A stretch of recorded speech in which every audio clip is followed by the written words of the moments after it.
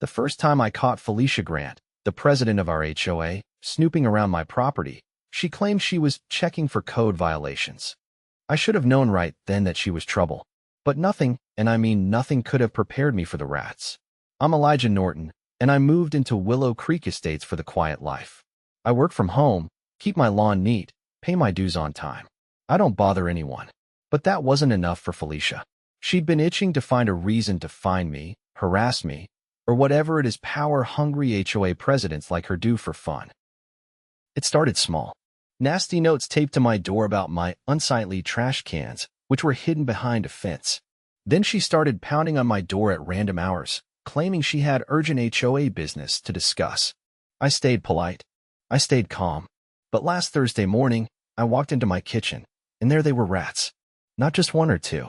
At least a dozen, scrambling across the floor and counters like they owned the place. I nearly dropped my coffee mug. What the hell? I shouted, backing up as one of the rats darted under the fridge. I spent the next hour killing and trapping as many as I could, but it didn't make sense. My place was spotless. No food left out, no open trash. I couldn't figure it out until I checked the security cameras I had installed last month after Felicia's third inspection.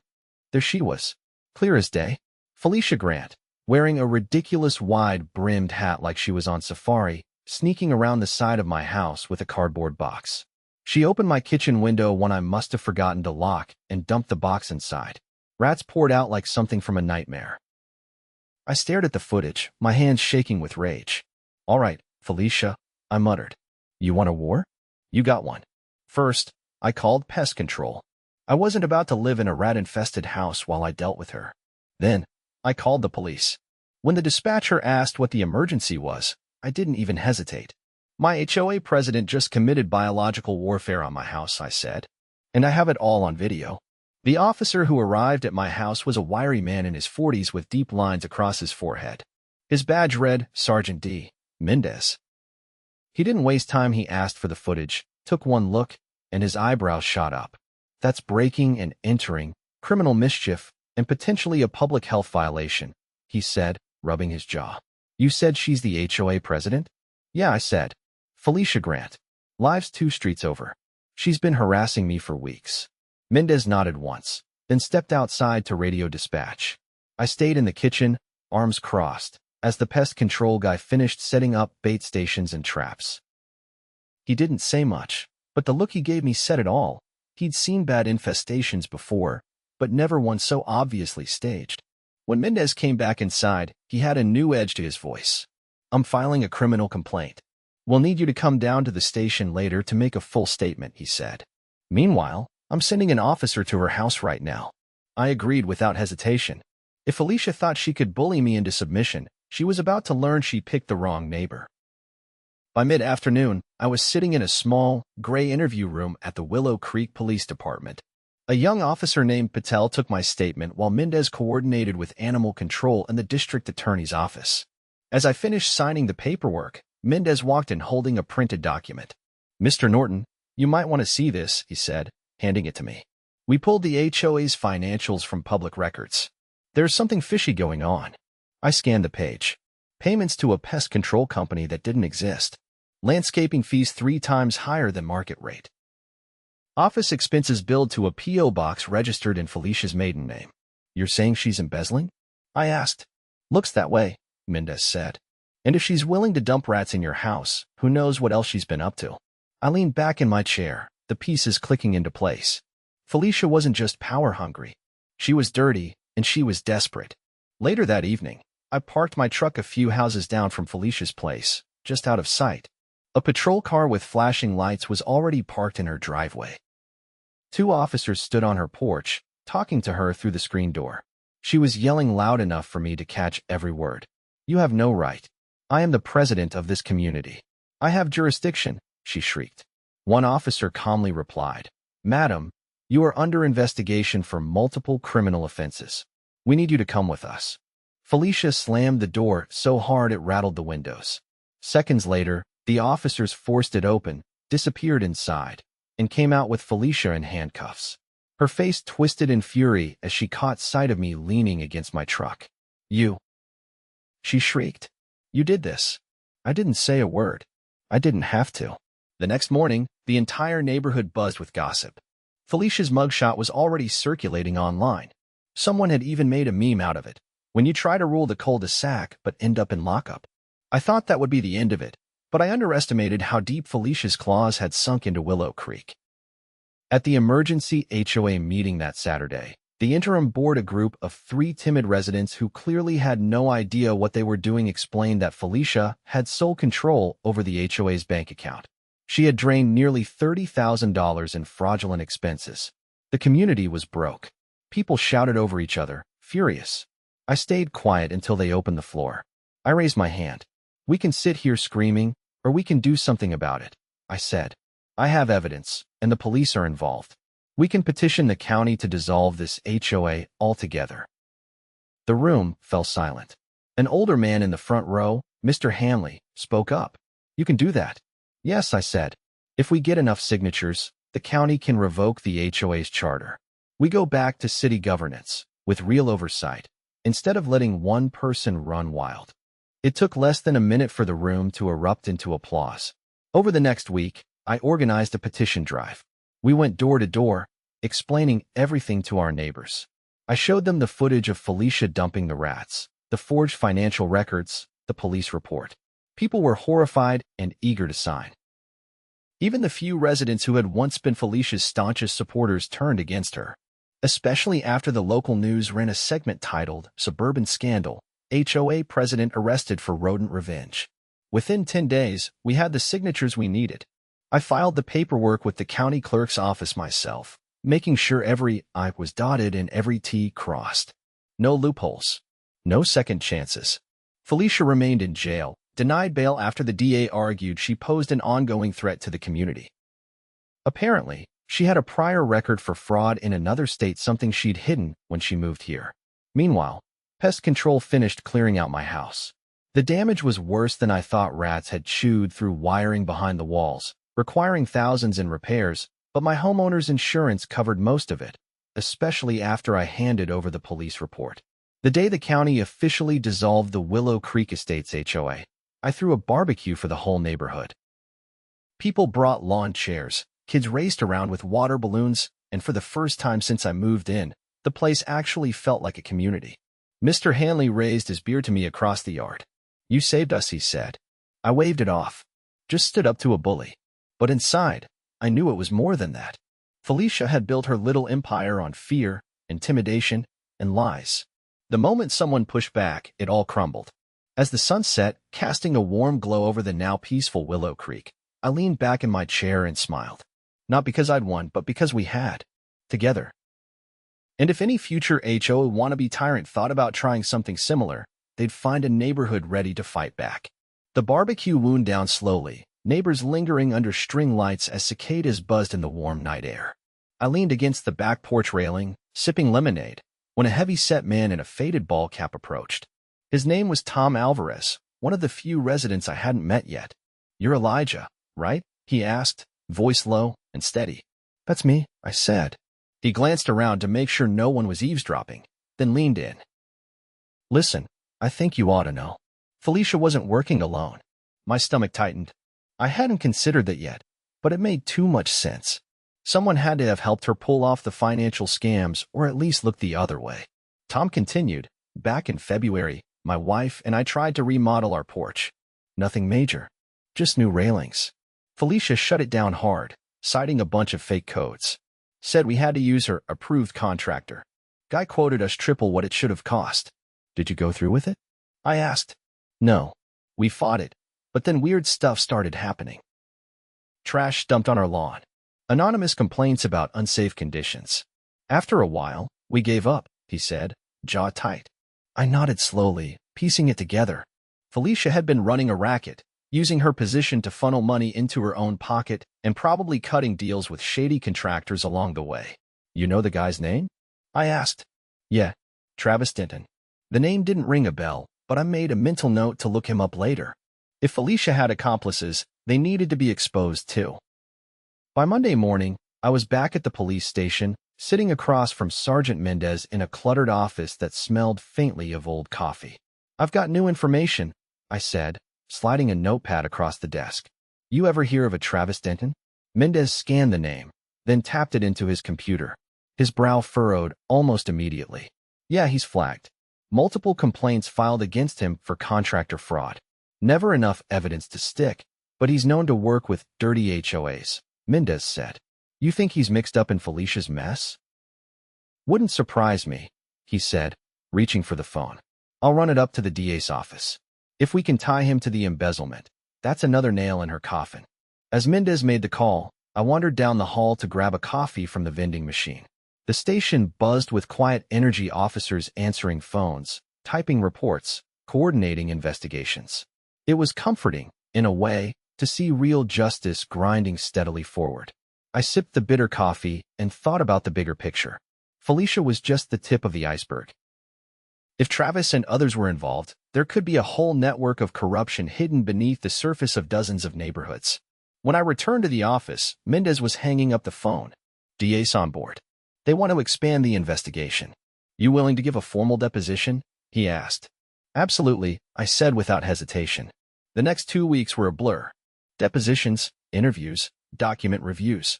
I spent hours with detectives and assistant DAs, walking them through everything I knew. Meanwhile, the county sent auditors to comb through Willow Creek's financial records. They found even more evidence of fraud: phony maintenance contracts, inflated insurance premiums, kickbacks disguised as consulting fees. One afternoon, as I was leaving the county courthouse, a woman called out to me from across the parking lot. She was tall, with silver hair pulled into a no-nonsense bun, and wore a crisp navy suit. Mr. Norton? She asked, approaching briskly. That's me, I said. She extended a hand. Assistant District Attorney Marla Vance. I'm overseeing the Felicia Grant case. We shook hands firmly. I just wanted to say, your evidence has been critical, she said. Without it, Felicia would have slipped through the cracks like so many others. I'm glad I could help, I said. But what about the others involved? We're building a case. Denton's under surveillance. If he makes one wrong move, we'll have him too, she said, voice sharp with determination. I nodded, feeling a surge of satisfaction. It wasn't just about my kitchen anymore. It was about cleaning house for everyone. That night, I sat on my porch, watching the stars blink into existence overhead. For the first time in months, I felt real peace. Willow Creek was healing. Kids rode bikes again. Neighbors waved when they passed. No one lived in fear of a petty tyrant wielding HOA power like a club. About a week later, the news broke. Felicia had accepted a plea deal. She pled guilty to multiple counts of fraud, criminal mischief, and public endangerment. In exchange for a reduced sentence, she agreed to testify against her co-conspirators, including Travis Denton. The local news anchors couldn't get enough of it. They dubbed it the Willow Creek Conspiracy and ran nightly segments detailing Felicia's downfall. Interviews with residents, footage of the rat infestation, even clips from the emergency meeting where the HOA collapsed. I watched it all with a strange mixture of satisfaction and disbelief. I just wanted to be left alone. Instead, I'd helped topple a criminal enterprise. One evening, as I was tightening a loose board on my fence, Tom Alvarez ambled over, hands in his pockets. Looks like it's finally over, he said. Yeah, I said, driving a screw into the wood. Took a little longer than I thought. You ever think about running for city council? He asked, half joking. I laughed. After all this, I think I've had enough politics for one lifetime. He chuckled too, then grew serious. Still, we need people like you. Folks who don't just roll over when things get ugly. I shrugged. I just stood my ground. That's more than most, he said, tipping an imaginary hat before heading back to his yard. After he left, I sat on the porch steps, tools forgotten beside me. Maybe Tom had a point. Maybe standing up wasn't just about protecting myself. Maybe it was about setting an example, showing others that they didn't have to accept corruption just because it wore a friendly face and carried a clipboard. The county sent a letter officially terminating Willow Creek's HOA charter. It was short and clinical, but to me, it read like a declaration of freedom. From now on, our community would follow city rules: transparent, consistent, and fair. No more secret fines. No more backdoor deals. No more rats. A few weeks later, the city hosted a neighborhood renewal event at the community park. Booths lined the sidewalks. Local contractors, the honest ones, landscapers, city officials offering guidance on permits and codes. Families picnicked on the grass, kids painted their faces, a live band played old rock covers under a white tent. I wandered through the crowd, shaking hands, accepting thanks, listening to plans for new gardens, playground repairs, block parties. The sense of hope was palpable. Near the food trucks, I spotted a familiar figure, ADA Marla Vance. She saw me, smiled warmly, and made her way over. "Good turnout," she said, glancing around. "Better than I expected," I admitted. She nodded. "You lit a fire here, Norton. People are realizing they have power when they stand together. I guess it just takes a few rats to wake everybody up," I joked. She laughed. "Well, you exterminated more than just rodents." We chatted for a few minutes, then she handed me a card. "If you ever get tired of quiet life," she said, "we could use investigators who know how to dig deep." I slipped the card into my pocket, unsure if she was serious or just being polite. Either way, it felt good to be recognized not for causing trouble, but for refusing to let wrong go unchallenged. As the sun dipped low and the band launched into another song, I wandered back toward the main street. Willow Creek wasn't perfect. It never would be. But it was ours again, honest, messy, beautiful. And if anyone ever tried to take that away, they'd find out just how stubborn this neighborhood could be. The weeks that followed were a whirlwind of rebuilding and cautious optimism. Without Felicia's shadow looming over us, Willow Creek started to feel like a community again. But just as the dust was settling, a deeper rot began to surface, one that ran colder and darker than anyone had suspected. It started with a call from Sergeant Mendez early one morning. His voice was clipped, urgent. "Elijah, we need you to come down to the station. Bring anything you still have on Felicia Grant's activities. There's been a development." I didn't waste time. I grabbed the binder where I had stored every document, video, and statement. When I arrived, Mendez waved me past the front desk without a word and led me into a conference room where ADA Vance and 2 detectives were already waiting. "What's going on?" I asked, setting the binder down. Vance tapped the table with a pen, her expression grim. "We executed a search warrant on Felicia's storage unit yesterday. We found documents. And something else." She slid a photograph across the table.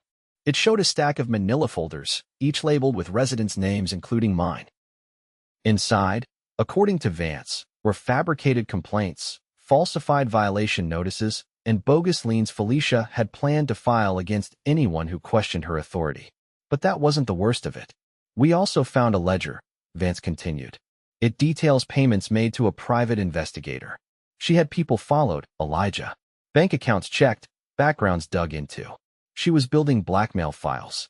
I leaned back in my chair, cold creeping into my gut. Why? What was she trying to do? "Control," Mendez said. She was setting up a system where no one could challenge her without risking personal ruin. Vance folded her hands. "But it gets worse. We believe she was preparing to leverage these files to push through a property annexation plan, one that would have seized vacant lots and artificially inflated HOA dues. She wasn't acting alone. We have evidence linking 3 former board members and Denton to the scheme." The room fell silent. It was bigger than rats, bigger than harassment. Felicia and her cronies had been preparing to gut the neighborhood for personal profit. I finally found my voice. "What do you need from me?" Vance gave a rare, tight smile. "Your testimony, and your help rallying the community one more time." The following Saturday, we held a town hall at the old high school auditorium. Rows of residents filled the room, their faces tight with worry. The air buzzed with unease. Mendez and Vance stood beside me on the stage, a laptop projecting evidence onto a large screen. Mendez stepped up first. "Many of you know about Felicia Grant's arrest. What you don't know is the full extent of her crimes." He laid it all out: the blackmail, the falsified documents, the shady annexation plan. Gasps and murmurs rippled through the crowd as the magnitude of the betrayal sank in. When it was my turn to speak, I didn't hold back. "Felicia saw us as assets to be exploited, not neighbors to be protected," I said. "She thought we were too afraid or too divided to stop her. She was wrong. I called for unity, for vigilance, and for a formal civil suit to recover stolen funds and damages." The room erupted into applause, not polite or hesitant, but thunderous. People were angry, yes, but more than that, they were ready to fight back. In the weeks that followed, a volunteer committee formed to work with the county and the district attorney's office. I helped coordinate depositions and evidence sharing, making sure every affected resident had a voice. The civil suit moved quickly, bolstered by the mountain of evidence and the public pressure generated by the media. Meanwhile, Denton and the corrupt board members were arrested one by one. Charges included conspiracy to commit fraud, wire fraud, and racketeering. The private investigator who had helped Felicia agreed to testify in exchange for immunity, providing damning insider details that sealed the case. At Felicia's sentencing, the courtroom was packed. She stood before the judge in an orange jumpsuit, shackled at the wrists and ankles, no longer the imperious figure who had once terrorized our streets. Her attorney attempted to paint her as a misguided woman who had simply lost her way, but the judge was unmoved. "You weaponized fear," the judge said, his voice ringing through the silent room. "You violated the trust of every person in your community. You are hereby sentenced to 25 years in state prison, without the possibility of parole for 15. When the gavel fell, a collective breath seemed to release from the crowd. Justice, real and tangible, had been done. Outside the courthouse, reporters clustered around. Microphones thrust forward, cameras buzzing. I kept my answers short and direct. "This isn't about me," I said. "It's about what happens when people stand together." Over the next few months, settlement payments began to arrive. Though no sum could erase the damage Felicia and her cronies had done, the restitution checks helped many families repair their homes and move forward. The county used part of the recovered funds to establish a new neighborhood integrity office, designed to provide oversight and protect communities from future abuses. I declined every interview offer after that day in court. I wasn't interested in the spotlight. I just wanted to get back to living a quiet, honest life. One evening, as autumn leaves scattered across the sidewalks, I sat on my repaired porch, sipping a cup of strong coffee. The neighborhood bustled with life, kids chasing soccer balls, couples walking dogs, the smell of someone grilling steaks drifting through the air. Tom Alvarez dropped by, carrying a battered toolbox. "Fence post on my side's leaning," he said. "Figured we could fix it before the first frost." I set my coffee down. "Let's do it." As we worked, conversation flowed easily, jokes about crooked nails, stories about stubborn mules from Tom's ranching days, plans for a community garden next spring. No talk of Felicia, no lingering bitterness. Just neighbors helping neighbors. When we finished, the sun was dipping low, painting the sky in streaks of pink and gold. Tom wiped his hands on his jeans and looked around. "Feels different now," he said. "Better," I agreed. He gave a slow nod, then wandered off, toolbox swinging at his side. I lingered a while longer, watching the stars blink into life above the rooftops. Willow Creek wasn't perfect. It had scars, some visible, some buried deep, but it had survived. We had survived. And if anyone ever tried to turn our home into a fiefdom again, they'd find a neighborhood that didn't just endure. We fought back. And we won.